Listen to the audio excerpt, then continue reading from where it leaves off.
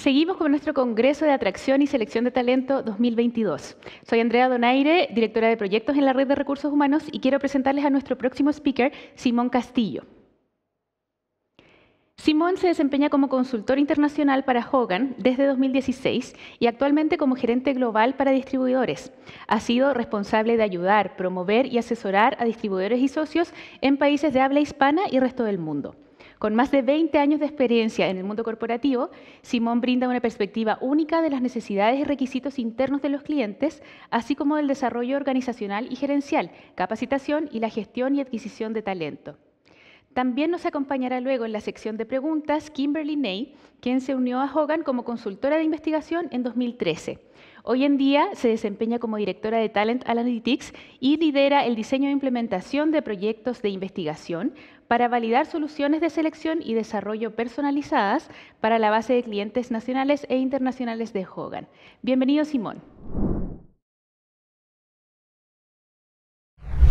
Hola Andrea, muchas gracias por la presentación y para mí es un gusto, un placer poder estar compartiendo alguna información interesante en el marco del Congreso de Atracción y Selección de Talento, específicamente en el tema de selección basada en datos. Um, si bien, pues primero mencionar, estaré acompañado de mi colega Kimberly Ney y mi persona, responsables de diferentes procesos en Hogan. En general, Hogan, quienes somos, somos los líderes en la industria de assessment de personalidad. Fuimos los primeros que creamos un assessment de personalidad para ser utilizado en el puesto de trabajo, lo cual nos hace pues contar con una amplia base de datos eh, eh, para realizar pues y soportar todos los procesos de gestión de talento. Proporcionamos soluciones a problemas comunes a las organizaciones. Podemos también crear soluciones customizadas o adaptadas. Sin embargo, esta información pues la pueden accesar en nuestros lugares de información. Solo mencionar y hacer referencia, Hogan ha hecho contribuciones en la industria de assessment y de assessment de personalidad. Principalmente pudimos probar que la personalidad predice el desempeño ocupacional. A partir de los años 70, 80, pudimos traer esta propuesta al mundo del desarrollo organizacional. Y luego, pues, hemos desarrollado otros assessment. Uno de los piezas únicas ha sido cómo evaluar personalidad en aquellas dimensiones que no son fácilmente predecibles o identificables. Entonces, eh, aquí en la lámina pues pueden ver diferentes contribuciones. Sin embargo, quiero entrar al tema de la gestión de recursos humanos en Latinoamérica basada en datos. Y cuando menciono gestión de recursos humanos, por supuesto, incluye selección, pero también estoy hablando de desarrollo, de liderazgo, de formación de equipos.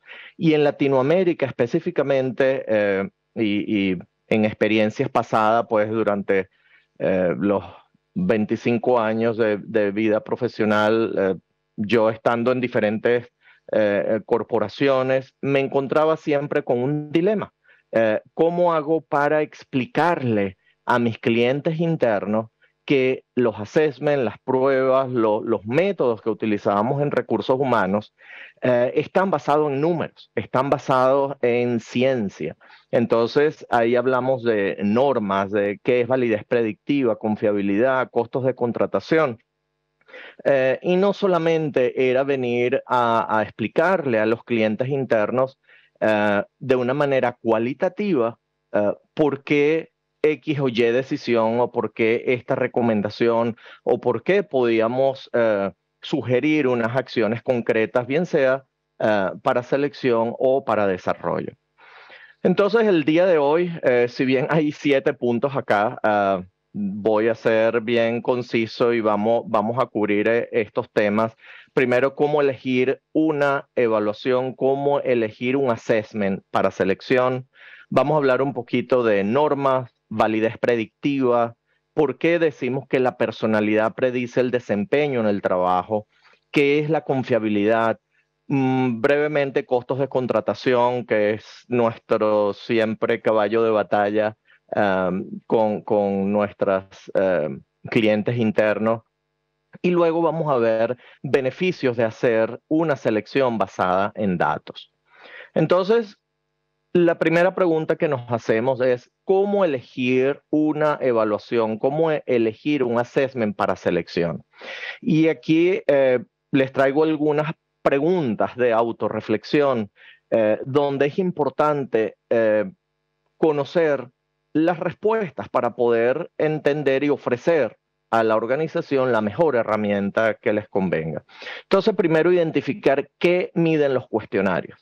Si realmente yo estoy utilizando el cuestionario adecuado para medir lo que yo quiero medir. En el caso de personalidad, pues identificar si el cuestionario que voy a usar o la herramienta que voy a utilizar mide características de personalidad, por ejemplo. Luego es importante conocer cuál ha sido la trayectoria profesional de quienes escribieron o quienes crearon el assessment. Es importante conocer a qué afiliaciones profesionales pertenecen, en colegios profesionales o si están adjuntos a alguna institución académica. Esto es clave para identificar y comenzar a entender la rigurosidad y la consistencia, la base científica de los assessments. Luego, este punto es importante en el sentido de darle la oportunidad a otros entes, a otros profesionales que revisen el trabajo de quien creó el assessment. Porque es muy cómodo, es muy fácil decir que mi assessment es bueno o que mi assessment es el mejor de la industria. Vamos a dejar que los demás, que una tercera parte o una institución pueda escribir una evaluación crítica sobre el assessment y no solamente escribirla, sino que sea publicado en alguna revista científica, en algún periódico científico y que tenga un acceso público, que los demás puedan ver lo que otras entidades están diciendo del assessment. Otro, en el tema específico de selección, y también aplica para desarrollo, es asegurarnos que el assessment o la prueba cumple y está apegado a las leyes y reglamentos de selección locales en el país donde operamos. La industria de assessment no tiene una regulación estándar global. Si bien hay alguna prueba ISO 9000, hay estándares de la Asociación Americana de Psicología, hay algunos países, algunos mercados que tienen diferentes regulaciones. Entonces, es importante validar que se cumplan con las leyes locales.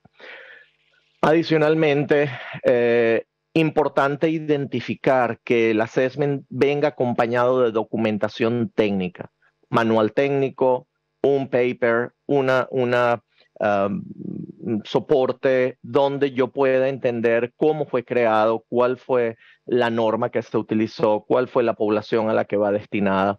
Es importante asegurarnos de esto. Luego que los cuestionarios sean apropiados para el puesto. Les comentaba antes, inicialmente, que el cuestionario mida lo que realmente yo necesito que mida. Y luego, cómo se mide ese desempeño, ese performance del cuestionario. Cuál es la confiabilidad, cómo se comporta la utilización del cuestionario.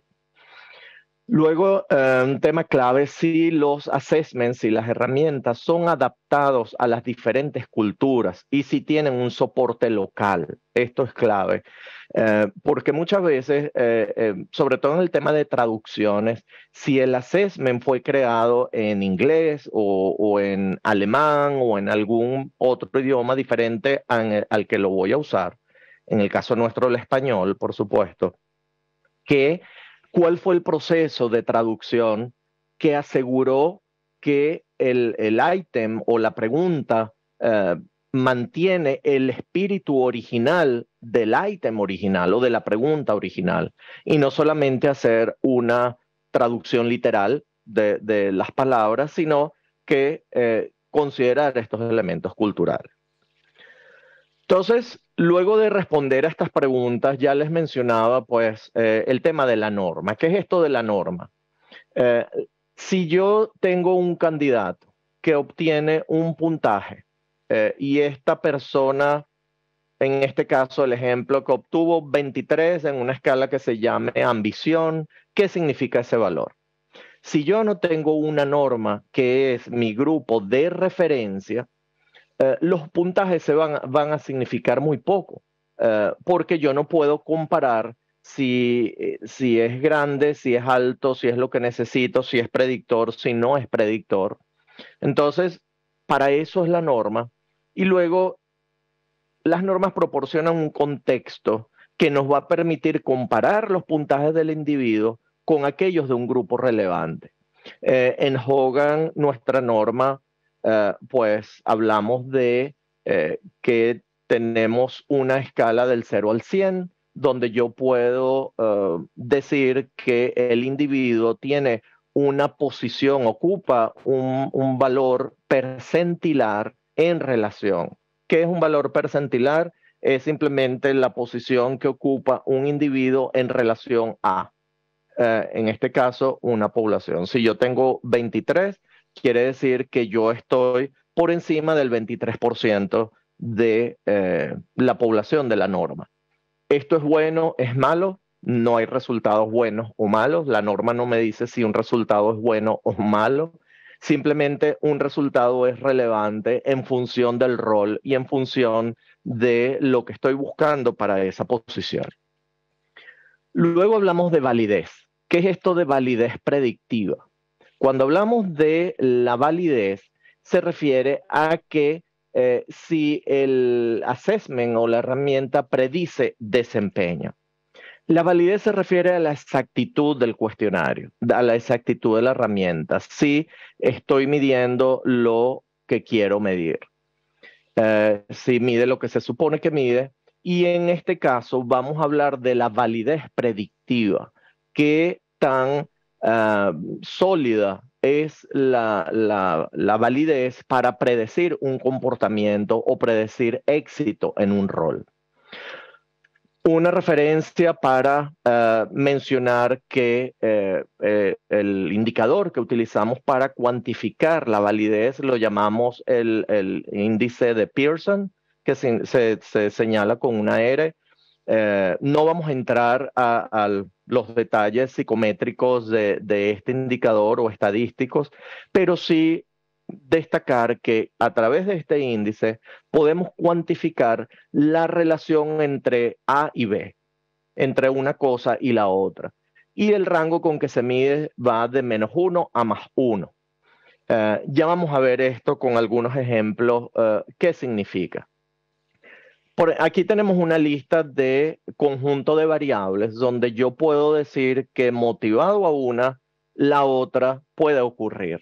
Por ejemplo, si yo tomo antialérgicos, lo más probable o la predicción de que las alergias se me reduzcan o los estornudos se me reduzcan, hay un estudio que dice que la validez predictiva es de 0.1, 0.11, donde yo puedo decir, ok, es una validez, es una predicción válida, consistente o relevante, que son todas aquellas por arriba de 0.1. Toda validez por arriba de 0.1 es relevante, es interesante para atender.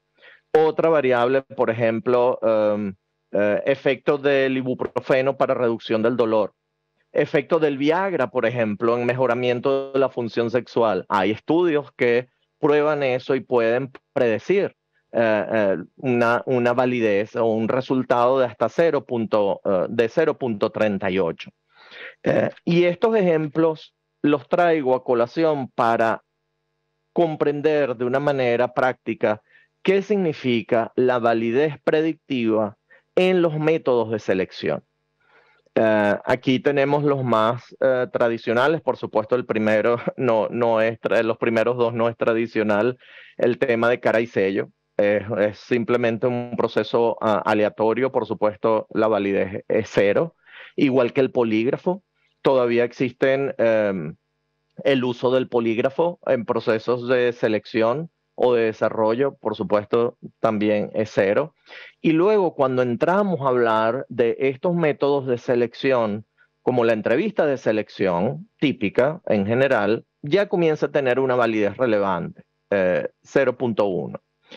Cuando ya hablamos de entrevista de selección estructurada, estamos hablando de punto 18. Ya vemos cómo comienza la validez predictiva a ser mayor. Cuando hablamos de medición de habilidades cognitivas, hablamos de una validez predictiva de punto 21, muy por encima del relevante 0.1.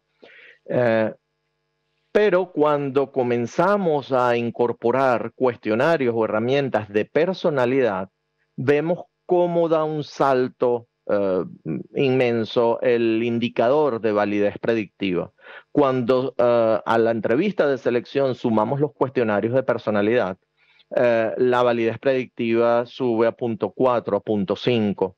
Y cuando adicionalmente agregamos simulaciones o assessment centers, podemos llegar hasta punto 6 en la validez predictiva. Estos indicadores, tenemos evidencias, tenemos los estudios que soportan estos resultados, están a disposición, por lo cual confiamos y creemos que utilizar los cuestionarios de personalidad son los más sólidos o los más predictores de un comportamiento o de éxito. Sabemos y hemos visto pues que la personalidad predice diferencias individuales en todos los ámbitos del individuo, individual, interpersonal y social. En este momento o en el marco para esta presentación nos vamos a referir solo a aquella aplicación de los assessments para un contexto laboral. Cuando hablamos de selección de carrera profesional, de desempeño laboral, de liderazgo, entonces podemos decir que la personalidad predice diferencias individuales. No nos vamos a entrar a estos campos, no es materia de esta presentación, ni tampoco podemos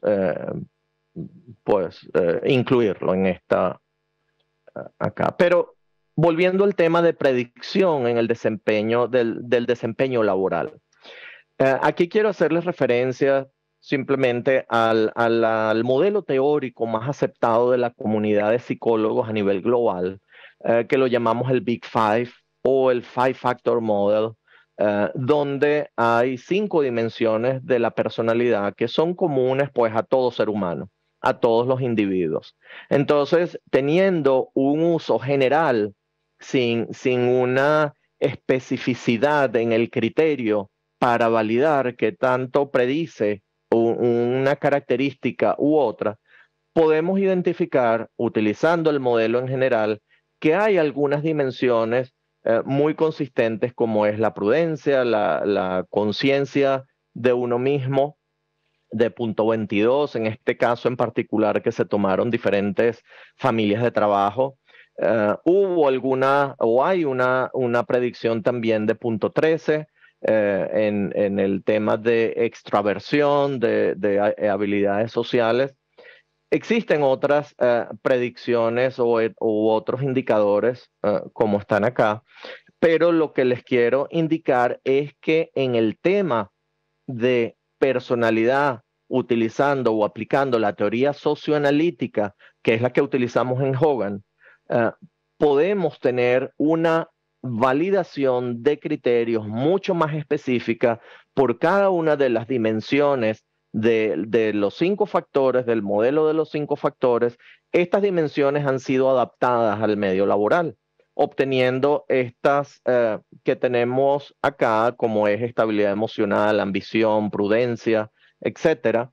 Y cuando hacemos un análisis, una validación de criterios mucho más específica, la validez predictiva se sube a estos indicadores que están acá.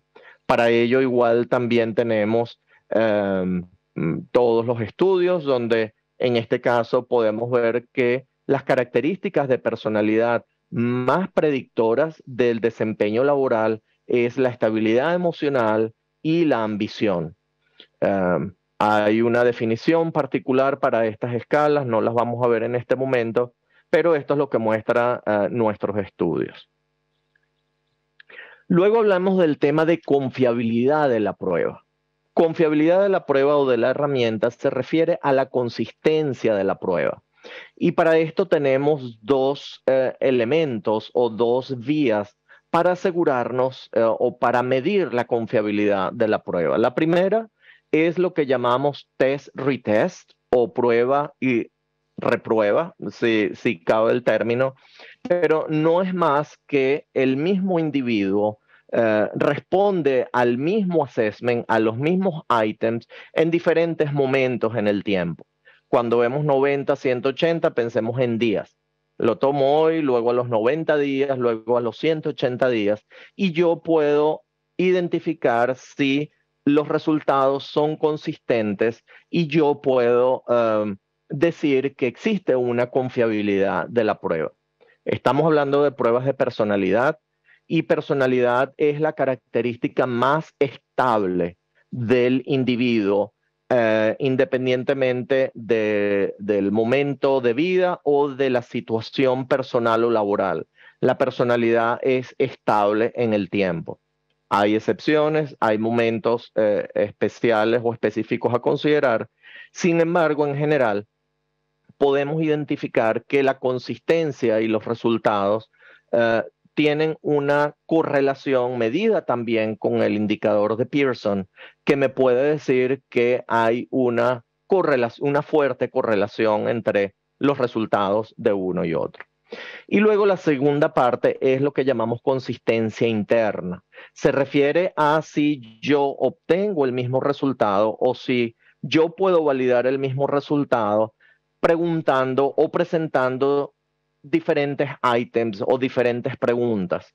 Es preguntar lo mismo de diferentes formas y si yo obtengo unas respuestas consistentes relacionadas con el mismo concepto que quiero evaluar, entonces yo puedo decir también, puedo medir la confiabilidad, que en ese proceso el índice que utilizamos es el índice de Cronbach, que es otro índice estadístico. Cuando hacemos selección basada en datos, por supuesto, impactamos los costos y la inversión en selección. Cuando hacemos una selección inadecuada o incorrecta, podemos cuantificar el monto de eso que perdimos. Y eso lo podemos ver cuando sumamos costos de contratación, compensación, inducción, incrementos en un periodo de una antigüedad esperada en la organización. Pues eso, existe este libro acá que les recomiendo, que es un caso donde pues esa inversión puede llegar y sobrepasar el $1.000.000. Beneficios de hacer una selección basada en datos, y de esta manera ya vamos en la parte final. Primero, realizar una selección objetiva y sin prejuicios. Cuando hablamos de esto es que nos estamos basando en ciencia, nos estamos basando en predicción estadística con algunos de los elementos que les mencioné anteriormente.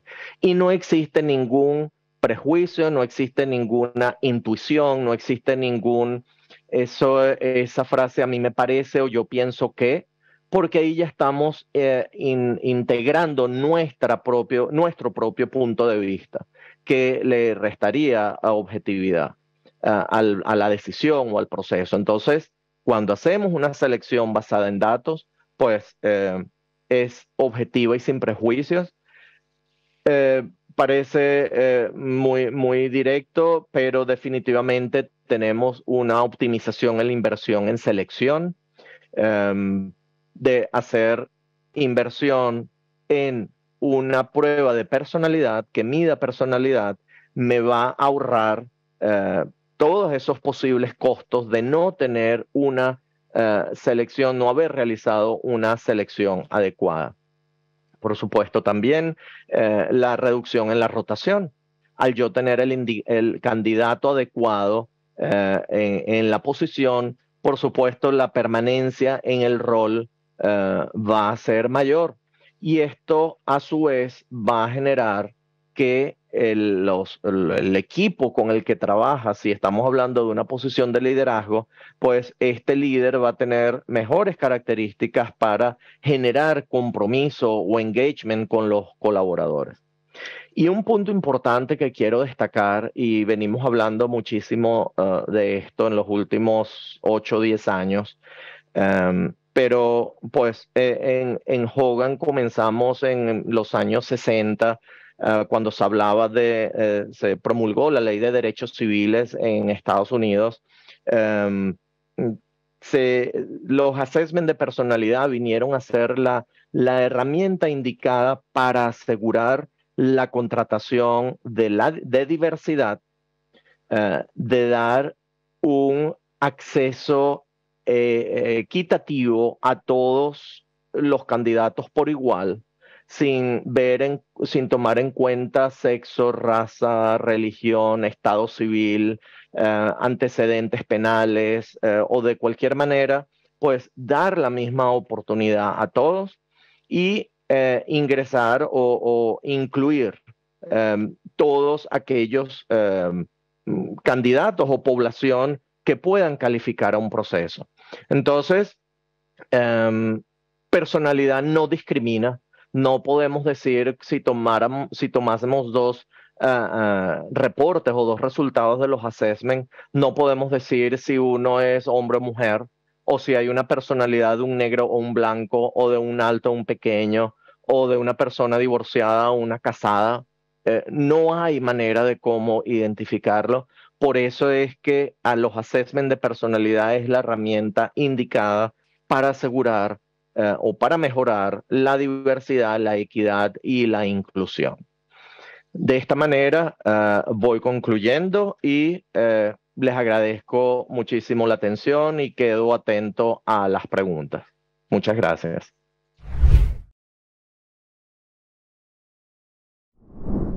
Excelente, muchas gracias Simón por esa presentación. Pasamos ahora a una sección de preguntas y respuestas que la vamos a hacer en inglés porque nos acompaña también Kimberly Ney, así que voy a cambiar el switch ahora y vamos a empezar a hablar en inglés. Okay, so Simón and Kimberly, thank you so much for joining us now in this Q&A session. We only have 15 minutes, so it's a very short time. It's going to be sort of a speed dating thing. So I'm going to ask each of you some questions and okay, let's go. Kimberly, are there significant differences when measuring personality when we compare different demographic characteristics such as gender, age, and other parameters? Yeah, that's a fantastic question. And I think a key as to why we feel like personality is such a strong, valid tool to be using for making important decisions about your talent. The short answer is no. We've investigated differences on every demographic characteristic where we're able to collect data, and we do not see meaningful differences on things like gender, age, in addition to other characteristics. I will say that is specific to a well-validated personality assessment, but generally speaking, personality does not discriminate across those characteristics. Okay, great. So related to that question, Simon, do cultural differences affect the results of the questionnaires? Well, aligned with Kimberly's answer, this is one of the parameters that we include here, but we reiterate, we don't find strong differences culturally, and that's what research shows. I want to mention that the difference that we see is how we interpret those results in different contexts, right? In different cultural contexts. So results of the individual are going to be very solid, stable, or similar. However, in the context, for sure, are going to have different impact or different relevance, and also depending on the job, cultural, organizations, and job. Yes. That's very interesting. Different things can mean different things in other cultures. So yeah. Yeah. The same. That. For example, if you allow me like an example, if you have an individual that scored high in ambition, for example, you'll have high ambition in across the globe.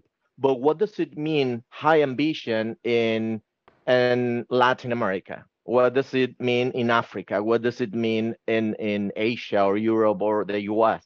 Being high ambition. That's where, the interpretation has different. Yeah, and if I could just expand on that, I think what we tend to find is we don't see differences, say, on gender, but perhaps how that gets applied. And that refers, that goes back to the cultural interpretation. So you won't find gender differences, generally speaking, globally. But if you look, say, within a specific organization, you may find that they tend to promote a specific characteristic within males versus females. So you may find a gender difference, but that speaks not to the actual, differences on the assessment, but actually how that's being used in practice and how that's being interpreted in that context. And so, that's where we may find differences between a characteristic within a demographic category, or even just largely speaking. So you may look at, say, leaders within Mexico versus leaders within the US, and you may find differences around who's being promoted in those cultural contexts, and that goes back to kind of how it's being interpreted. Mm-hmm. Great, thank you so much. Okay, so another question for Kimberly.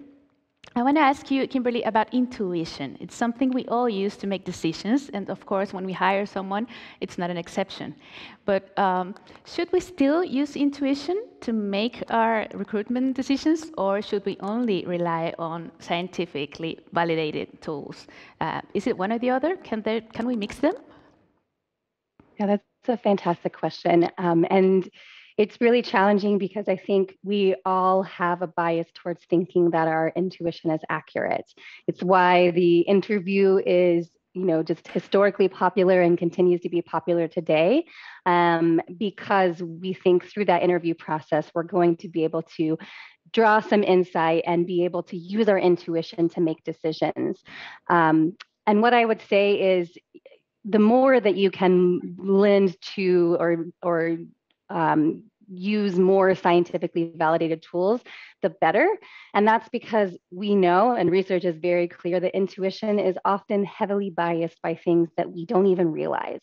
So we could be thinking that we're making a decision based on qualifications and thinking, hey, this person is going to fit into this group, they're going to be able to do the job. But in reality, we are being biased by things that we're not even aware of. We're being biased by how the person looks or how they dress, and if they're similar to you or not. And those things don't actually really predict how well a person can do the job. And so the more that you can use scientifically validated tools, you're going to be more likely to find someone that can do the job and then not discriminate unfairly in the process. And that means you can increase your diversity in your talent pool, which can lead to many positive outcomes. I think the reality, though, is, it's back to your question of can we mix them? I don't think the interview is going anywhere, and that's often where intuition comes into the process.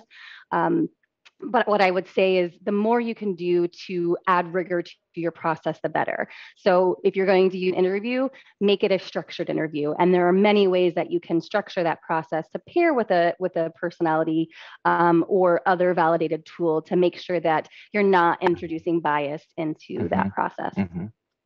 Yeah, yes, I would like to add, and what Kimberly explained matches perfectly with one of the slides that I used yesterday when we were talking about the predictive validity of different selection methods. And one of them is structured interview plus personality assessment. Then we could see in there how the validity jump up go, and it's more predictive when we combine those processes. So it was there, we mentioned there. And if you do a structured interview, what that means is you're trying to remove any potential for bias. So you're asking the same questions and you're looking to ask questions that are really getting at things that are relevant for the job. So it still gives you that possibility to dig into things a bit further and potentially even dig into things that you're seeing in the personality results through those questions, but doing it in a way that is more scientifically valid and can increase that prediction, as Simone is saying. Awesome, thank you. Okay, another question for Simone. Simone, as you mentioned earlier in your presentation, one of the advantages of using an internationally validated assessment is that there are norms to which we can benchmark our results. So can we compare our results with our country and other specific countries, or is it just a global norm? That's a great question. It's very interesting, and I would say it depends. It depends on the process and the scope of the process or the candidate that you are assessing. For example, if the position that you want to cover, to fill, it's for a specific country and a specific group, and you are not considering candidates outside of that country, then we recommend to use local norms. There are scientifically validated. At Hogan, we offer local norms as well. By the way, Chile has their local norm, and Peru and some other countries in Latin America. Yes. But if you want to go and have a broader, and I think right now in this time, we are more and more global, and we receive candidate and applications from all over the world. And even for remote positions, that it doesn't matter if it's in a specific country or not. So then we recommend to use a global norm, actually. So it's going to give you a more, I would say, accurate, fair comparison for the candidates as well. So we all of them have the same opportunity to apply, to participate in the process. Okay, that's great. Thank you. Kimberly, I have a very interesting question because we still, here in Latin America at least, many people still use projective tests for selection processes, such as Lusher, Rorschach, or the person under the rain, among others. And we know that some countries have banned that kind of test to be used in selection processes. So what would you say to people that are still using them? Yeah, and my answer here is kind of similar to my answer to the last question in that really, I mean, the reason they're being banned and is because you should be using tools that are validated for the workplace, meaning tools that have been shown to predict performance in jobs for which you're trying to hire. And that's not the case for projective tests. It's also not the case for many other kinds of tests. So we're talking about personality. You know, an example there is MBTI. That's a personality assessment, and it has a lot of valuable information, but it's not validated to be used to make employment decisions. And they will even say that on their own website. And so that's really the decision criteria that an HR professional should be using in trying to evaluate what kinds of selection methods they want to use. Be choosing those assessments that we know are validated for the workplace, that can predict performance on jobs that are relevant for what you're wanting to select for, and that don't discriminate, so that you can increase your diversity as all organizations are seeking to do. Timon, you want to add something to that? Yeah, I in my previous experiences, I was working in LATAM, and I remember when I was 10, 15 years, we had psychologists in the team, and they came and presented to the team, to the panel, to make the decision. Look what I found in the Rorschach. And we were all, okay, fine, but we were like, we were not psychologists in there. And using a clinical test to identify something different or predict something different that job performance is very dangerous. I would say dangerous is a word, because remember, we have the professional career of human beings in our hands, and not using the right tool, scientific validated assessment to be used in the workplace is going to be, a problem for the organization. Great. Thank you. And speaking of being a psychologist or not, I mean, I'm not a psychologist, I'm a coach. Can I use these personality assessments and give feedback, or do I need to be a psychologist to do that? I'm not a psychologist. I respect them, I love them. I've been in HR for almost 30 years. I start early. So I've been using Hogan during 15 years of my life. So I was certified. and that's a requirement. So all Hogan coaches needs to be certified by us. And the way we have a standard process certification, and in that way we can ensure a standard way to understand the scales. We're talking about 28 scales, etc. And no, the answer is not. You don't need to be a psychologist. You just need to be someone who cares about people and want to take very seriously the selection and talent development processes as well. Okay, awesome. So I think we are kind of right on time. I had more questions, but it's going to have to wait for another time. Thank you so much, Simone and Kimberly, for joining us today. And I hope these questions were useful for all of you who are watching. So let's continue with our Congress. Thank you so much for being here. Yes, you're very welcome. Thank you. Bye. Take care. Bye. Bye.